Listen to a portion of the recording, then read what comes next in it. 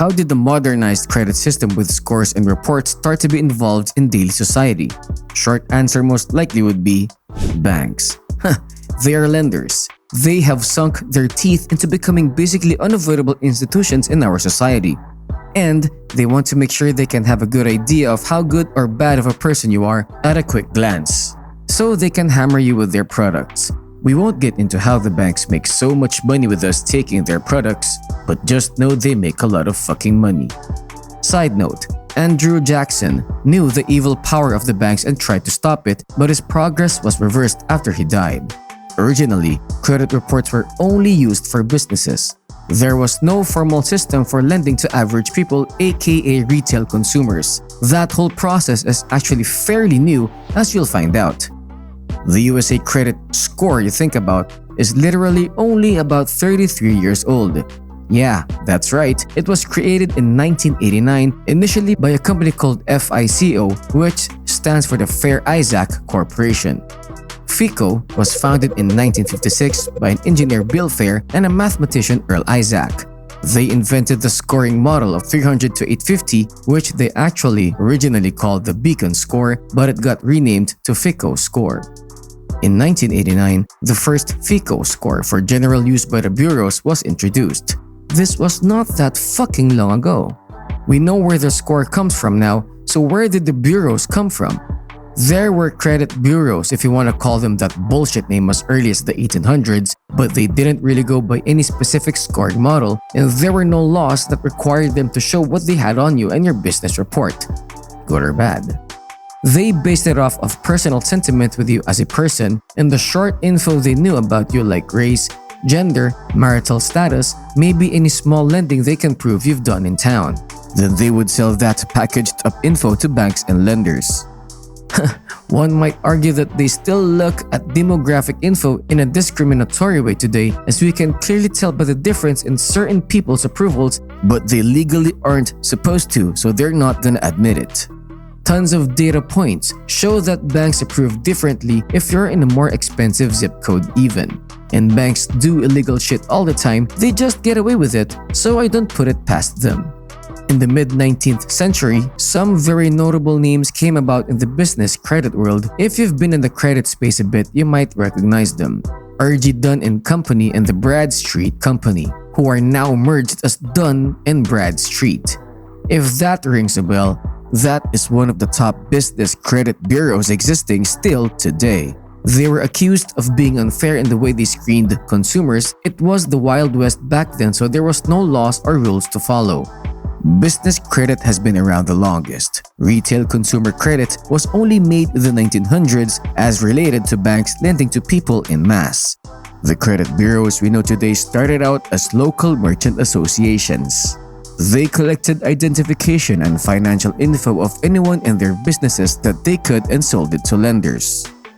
In 1912, several credit managers formed a national association to develop a standard method for collecting, sharing, and codifying information on retail debtors. Eventually, the top 3 credit bureaus would emerge from that, being Experian, Equifax, and TransUnion. There are hundreds of others, but these are the big 3. And they worked together for years to come up with an apparently unbiased automated way of reporting credit scores. Experian was founded in 1968. Formerly called TRW Information System. TransUnion was founded in 1969, formerly a rail car leasing company that acquired Credit Bureau of Cook County. Equifax was originally called Retail Credit Company, or RCC, and is based out of Atlanta. The RCC was founded all the way back in 1899 and changed their name to Equifax in 1975. Not that long ago. The RCC, aka Equifax, not only collected credit information though, they collected political and social preferences as well as even rumors about people's personal lives, which caused extreme criticism. The government would eventually step in to regulate this, as we will explain below. Status of the companies now. Experian is public, owned by a UK company called The Great Universal Stores Limited, now known as GUS. Experian is publicly held on the London Stock Exchange in the UK, EXPN. Equifax is public at NYSE, EFX. TransUnion is public at NYSE, TRU. So they're all public companies. What does that mean? It means this credit bureau shit makes a profit. It's a business. They have shareholders that want to see more profit each year. They are in the business of gathering information and packaging it up and selling it. Therefore, keep in mind that these bureaus are 1. Just companies, and 2. Not your friend. You are their product. And you fixing your information or removing it is not something they want to help you do. That's why they've gotten into major trouble so many times for illegal practices. I will talk about this later. Regulations. In the 1970s, Congress passed a handful of laws to prevent discrimination in the lending space. FCRA, Fair Credit Reporting Act, 1970. This basically required credit bureaus to make their information public and remove any data that may cause discrimination, such as race, sexuality, and disability. FCBA, Fair Credit Billing Act, 1974. FDCPA, Fair Debt Collection Practices Act, 1978. ECOA, Equal Credit Opportunity Act, 1974. TILA, Truth in Lending Act, 1968. Before this, the retail consumer, or you, used to really have zero power or ability to see what these info companies had on you, and lenders could be way more deceiving and fuck you over, especially if you didn't pay. Before these regulations, consumers could get straight lied to, things could get hidden in loan contracts, etc. Now, there's federal requirements for disclaimers about interest rates, how much you will end up paying, etc., explicitly and obviously stated on credit documents. These laws are enforced by the Federal Trade Commission. Mainstream adoption. In 1995, Fannie Mae and Freddie Mac announced that lenders would be required to use FICO scores on residential mortgage applications, leading to a significant uptick in use throughout the 1990s. Federal National Mortgage Association, Fannie Mae, was created in 1938, which was the first example of the federal government creating a national network to connect investors, lenders, and mortgage borrowers. In 2006, the three credit bureaus created VantageScore, a subsidiary that developed its own proprietary credit score to compete directly with FICO. Basically, the bureaus got tired of paying FICO and wanted to try to make their own secret sauce. Over the years, both FICO and VantageScore have continued to revise their methods and release new versions of their software. FICO Score 8, introduced in 2009, is still the most used FICO score version today. There are technically multiple versions of FICO 8 like FICO 8 Auto and FICO 8 Card, but you can generally think of normal FICO 8 as the best way to view your score. The newest version of the FICO scores, FICO 10, is actually introducing trended data in the score now, so you're being assessed on your last few months or even 2 years worth of credit activity.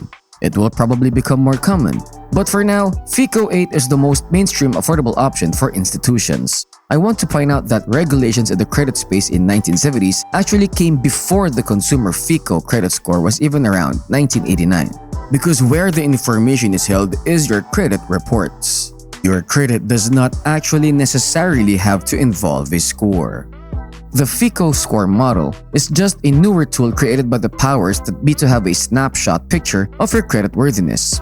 FICO is basically Colonel Sanders, and their score algorithm is their secret chicken recipe. The banks would rather just pay to use it instead of trying to make their own reliable score model. Although many banks have now tried with internal scores they have for you. So with the banks pushing their products on the masses, and the government benefiting from letting it happen as well via mortgages and consumer spending, stocks going up, etc., we have now been placed neck deep into an economy that basically entirely relies on debt being granted so that money can be circulated. It gets way deeper than that, but this is the gist. Don't overwhelm yourself. We need to focus on taking advantage of this system. Trustworthiness at a glance. It shows your ability to responsibly handle money and fulfill promises. The example I love to give is what I call the Vegas Strip example. Imagine that you're in Las Vegas and you've been killing it at all the poker tournaments you've entered because you have some crazy hack and you're trying to go up to strangers to ask to borrow 10 grand, promising to pay them back because you've been winning all night and you just need a few thousand more to get into the next tournament, the Big Leagues tournament.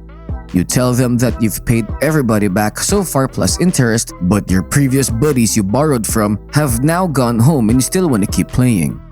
If you try to come up to a complete stranger in Vegas and ask to borrow money, you're absolutely getting told no. Why? They don't know you. They have no way of knowing if they can trust your word. You can't tell them that you've paid everybody back, but they have zero reason to believe a stranger.